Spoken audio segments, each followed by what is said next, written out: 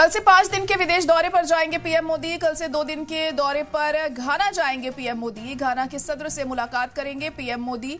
घाना की संसद में भी खिताब करेंगे। 30 साल बाद किसी भारतीय पीएम का ये घाना दौरा है। 3 से 4 जुलाई को त्रिनिदाद और टोबैगो जाएंगे पीएम मोदी। 4 और 5 जुलाई को अर्जेंटीना जाएंगे।